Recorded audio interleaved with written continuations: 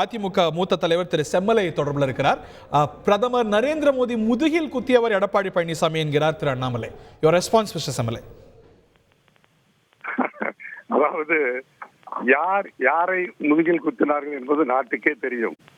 அதாவது பிஜேபியினுடைய மாநில தலைவர் திரு அண்ணாமலை ஏதோ பெரிய அறிவுஜீவி போல பெரிய அரசியலிலே இவர் தொடர்ந்து பயணித்து அரசியலை கரைத்து குடித்து அரசியல்வாதிகளுக்கெல்லாம் இவர் ஆலோசனை சொல்லுகிற அளவுக்கு ஒரு மூத்த அரசியல் ஞானியை போல் தன்னை நினைத்துக் கொண்டு பல்வேறு கருத்துக்களை இவர் சொல்லி வருவது வேடிக்கையாகவும் இருக்கிறது. அதே சமயத்தில் அவருடைய அந்த அரசியல் ஞானமே இல்லாதவர் என்பதும் அவர் சொல்லுவதிலிருந்து அர்த்தமாக எடுத்துக்கொள்ள முடிகிறது. இப்ப சமீபத்தில் அவர் அளித்த பேட்டிக்கு எங்களுடைய கழகத்துடைய பொதுச் செயலாளர் எடப்பாடியார் அவர்கள் கோவை விமான நிலையத்திலே தக்க பதிலடி கொடுத்திருக்கிறார்கள், பதிலை சொல்லி இருக்கிறார்கள். அண்ணாமலை அவர்கள் ஏன் இப்படி பேசுகிறார் என்று தெரியவில்லை. இப்பொழுது நேற்றைக்கு அவர் என்ன சொல்லி இருக்கிறார் என்று சொன்னால், ஏதோ அனைத்து இந்திய அண்ணா திராவிட முன்னேற்ற கழகம் விக்கிரவாண்டி தொகுதியிலே இடைத்தேர்தலை போட்டியிட்டால் 4ஆம் இடத்திற்கு தள்ளப்பட்டு விடுவோம் என்று பயந்து கொண்டு இவர்கள் தேர்தலிலே போட்டியிடவில்லை என்கிறார். அனைத்து இந்திய அண்ணா திராவிட முன்னேற்ற கழகத்தை பொறுத்தவரை தேர்தலை அஞ்சுகிற இயக்கம் அல்ல என்பது அவருக்கு தெரியாது. அவருக்கு அனைத்து இந்திய அண்ணா திராவிட முன்னேற்ற கழகத்துடைய வரலாறும் தெரியாது.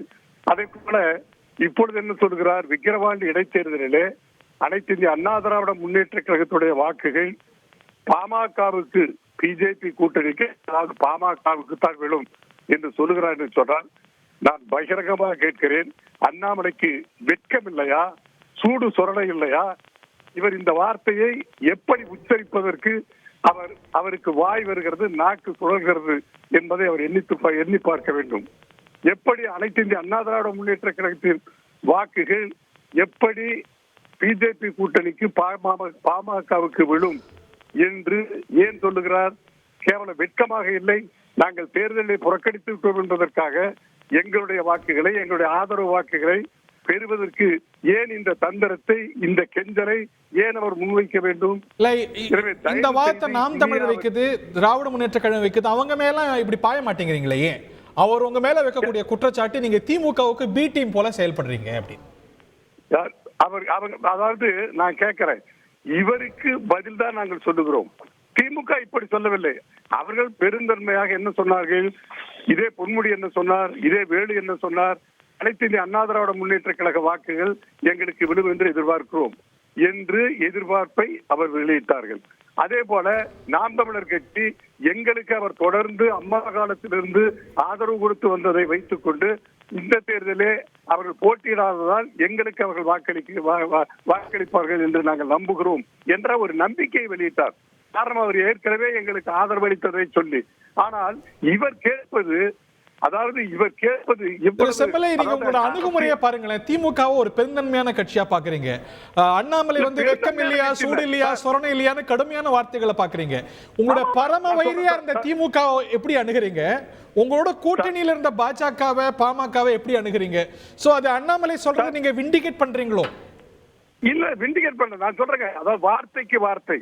உங்களுக்கு தெரியாத ஊடக நெறியாளர் நீங்க, ஊடக செய்தியாளர் நீங்க. ஒரு சொல் கொல்லும், ஒரு சொல் வெல்லும்.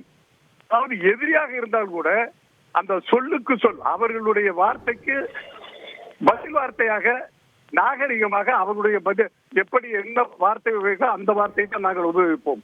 ஆனால் இவர் ஏதோ அரசியல் மேதையோட இவர் தான் இங்கே தமிழகத்திலேயே அரசியல் ஞானம் பெற்ற ஒரு மூத்த அரசியல்வாதியாக மற்றவர்கள் எல்லாம் அரசியல் சூன்யமாக நினைத்துக் கொண்டு இவர் பேசுவது, தற்பெருமை பேசுவது, உள்ளபடியே சொல்லுகிறேன். இங்க அதாவது தமிழகத்தை பொறுத்தவரையில, பாஜகவை பொறுத்தவரையில் இன்று வரை அவர் தலைமை பொறுப்பிலே இருக்கிறவரை, அண்ணாமலை தலைமை பொறுப்பில் இருக்கிறவரை பாறையிலே விதைத்த ஒரு விதையாகத்தான் இருக்கிறதே தவிர வளர்ச்சி என்பதே கிடையாது. இதே விக்கிரவாண்டி தொகுதியிலே சென்ற தேர்தலில், நாடாளுமன்ற தேர்தலில் பாமக இல்லாமல், பிஜேபி இல்லாமல் நாங்கள் பெற்ற வாக்கு சதவீதத்தை நிரூபித்திருக்கிறோம். 6000 வாக்குகள் தான் எங்களுக்கும் ஆளுங்கட்சிக்கு வித்தியாசம். எனவே நாங்கள் இனிமேல் எங்களுடைய வாக்குகளை வாக்கு வித்தியாச சட்ட விகிதத்தை நிரூபிக்க வேண்டிய அவசியம் இல்லை. 21 இந்த தேர்தலை ஏன் புறக்கணிக்கிறோம் என்று சொன்னால், திமுக ஆட்சியில இந்த இடைத்தேர்தல் ஜனநாயக முறைப்படி, அதாவது அரசு, அதாவது அதிகார துஷ்பிரயோகம் இல்லாமல் மக்கள் விரும்புகிறபடி வாக்களி, அதாவது அந்த தேர்தல் நடக்காது, தேர்தலில் சிந்துமுறைகள் நடக்கும், அதிகார துஷ்பிரயோகம் நடக்கும்.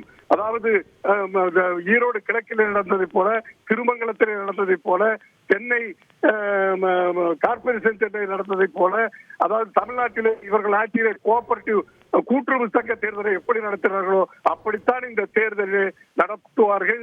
ஜனநாயகம் இருக்காது, நியாயமாக நடக்காது, மக்கள் எதிர்பார்ப்பதை போல இந்த தேர்தல் முறையாக நடக்காது என்பதால் தான் நாங்கள் இந்த புறக்கணித்திருக்கிறோம்.